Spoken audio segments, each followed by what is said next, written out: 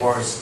Ang kailangan po dito maging systematic, isa lang po ang direksyon ng lahat ng request for assistance, and this command center now will facilitate and direct lower units to undertake action. So, ganyan po ang gagawin nating setup, at dito po yun dito sa provincial capital na established dyan sa harapan, at we believe that this will address once and for all yung miscommunication. Just like po sa relief operations na ginagawa natin, lahat po ng municipalities nabigyan na. Pero still, in the Facebook, in the Twitter, may narinig pa rin po tayo na hindi nabibigyan ng assistance simply because yung mga remote barangays hindi po napapacilitate ng local government para mabigyan yung sa dulo. And to address this, we have given instructions to General Alabador here ng Central Command na pagka mayroong ganong assistance, the Air Force, through our choppers, will immediately dispatch relief operations in remote areas kung talagang hindi po nabibigyan ng relief goods. Adequate po ang relief goods, andyan lang, ang kailangan po namin ay right information, and we will act on it immediately. So yan po ang present situation natin with regards to our operations, disaster operations being implemented in the province of Bohol. Maraming salamat po. Okay, thank you very much. We have Asad Rupia from the Department of Health. Okay, thank you and good morning. The Department of Health, as of 5 p.m. yesterday, reported 162 deaths and 329 injured. Now, all the injured have been attended to in various sa iba't ibang mga hospitals natin, but in our main referral hospital here at Celestino Gallares Memorial Hospital, we had a total of 227. So most of the injured are actually referred here, but some in the other district hospitals. We had 92 admitted of the 227 injured since the start of the earthquake last October 15. And outpatient is 127.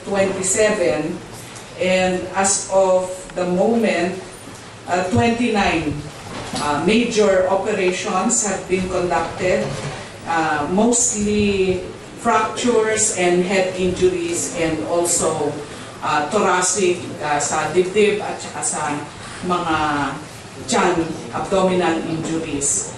Now, of those admitted, 8 were declared dead, and 2 in the operating room, 6 dead on arrival. So, yan po yung current situation.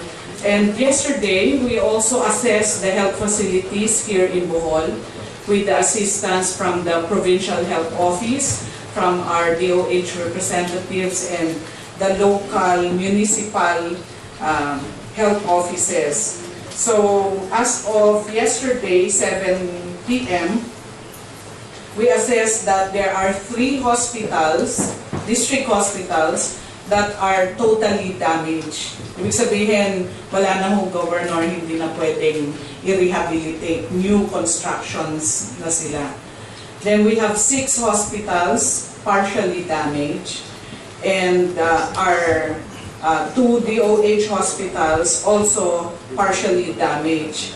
So the assessment runs to 174.3 million for repair of these hospitals. And for the RHUs, there are actually a total of 9 RHUs, rural health units, partially damaged, and 9 completely damaged rural health units. There are 30 barangay health stations that are damaged. So, as of our assessment yesterday, we need 123.5 million to repair these damaged RHUs, and another 75.5 million to repair the barangay health stations and the birthing facilities in the province of Bohol. So total requirement, which we already submitted to Secretary Enrique Ona for possible assistance from national government, is 377.3 million for the repair and new construction of these damaged health facilities. Now, as of this morning, we have dispatched several teams. We have augmentation teams from Manila, from Quirino Hospital, from East Avenue and Jose Reyes. They are now with Celestino Gallares. So we have our surgeons, our anesthesiologists, and Vicente Soto, yes, EVRMC, and in Tacloban City and Western Visayas Medical Center in Iloilo will be augmenting the nursing staff by today, because we know that most of our health personnel in this situation are also victims. So ganyan po talaga yung ginagawa ng Department of Health. Nagpapadala talaga kami ng teams so that the hospital staff are relieved of their duties. Now, we have teams also going to the communities. I think na-mention kahapon na wala akong nakakapunta sa Danau, sa bayan. So, we are now dispatching our medical teams as well as our WASH and our psychosocial debriefing teams to this area. We're working with the SWD also for the psychosocial needs of our teachers. Nag-mention rin ng DepEd na kailangan i-debrief yung ating mga teachers po. The psychosocial team is also going to Gallares today, because I think the health personnel also needs psychosocial debriefing. Nag-usap kami kanina sa media. I think the media also needs psychosocial debriefing. I agree. So we will coordinate. We have teams from the National Center for Mental Health and our various regional offices are also providing psychosocial debriefing to our people. So yun po. Marami na rin pong medicines. Yung mga may kailangan mong mga gamot, I think the rural health units are requesting our teams from the Gallares and from the OPSEN will coordinate with you. We have enough medicines already in Bohol to provide to all the needed health units. Yung pala pong Governor, we are pulling out the tents, hospital tents that were used in Typhoon Pablo in Davao to provide here, particularly in Loon, para hospital setup po talaga yun. And the World Health Organization has committed to provide more tents as ward facilities, particularly for the 9 hospitals that were damaged. Meron ng dumating kahapon from the Department of Health, Region 7. Yeah, we had 15 tents and 100 cot beds. So, dineploy na sa Loon. I think that was their area. So, whatever needs actually, kagaya mo na punta ako sa Gallares kahapon, they needed anesthesia machines, suction machines kasi cautery machines. So, we can pull that in from our other hospitals. So, dumating na si Director Bernadas from Region 7, dala niya yung additional anesthesia machines. Okay, thank you. Last report from DTI. Regional Director Lester Pavete. Thank you, Tots. As far as DTI is concerned, we have already released the price freeze order after the declaration of state of calamity. The DTI National Office has issued a price freeze of all prime and basic commodities for the provinces of Cebu and Bohol. All prices are based on the prevailing prices immediately before the occurrence of the earthquake.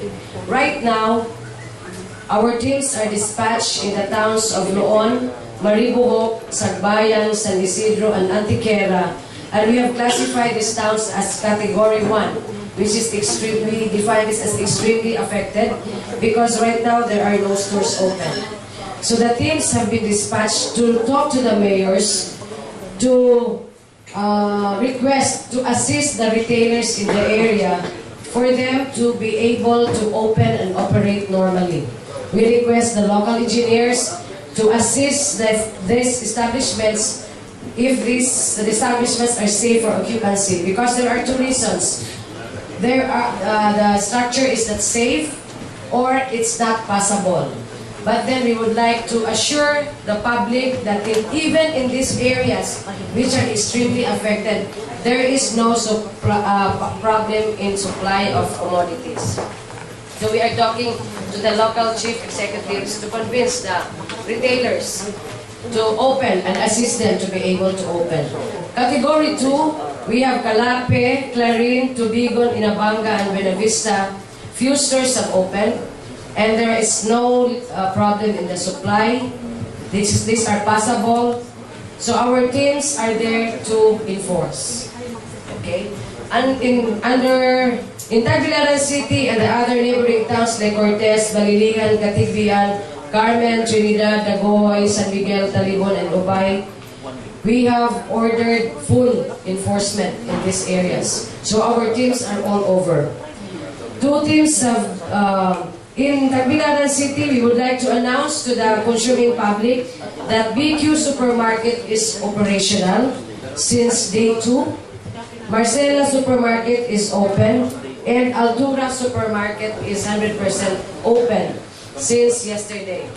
We have fielded another team for Baclayon, Loay, Lobok, and Batuan, and Sevilla for more monitoring activities. As far as gasoline is concerned, there are isolated cases of increase in prices. There are 78. I would like to clear my data is not a primary data from the Department of Trade and Industry, since this is under the Department of Energy. As an initial reaction to the calamity, we acted on the concern of DOE. But I talked to the regional director. They will be fielding teams today. There are 78 gasoline stations in the province. 66 are open, 21 are closed, or 85% open.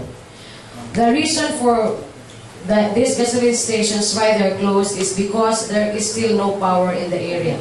They can't pump out. So we're finding ways and means, and we're working with the Department of Energy, who are coming today. I talked to the regional director that they should be here because I cannot cover their trucks. So he promised that he is sending his teams today. We are addressing this also temporarily via the local chief executives, because according to Secretary Juan Rojas, the LGU executives can anytime revoke their license if they really refuse to open.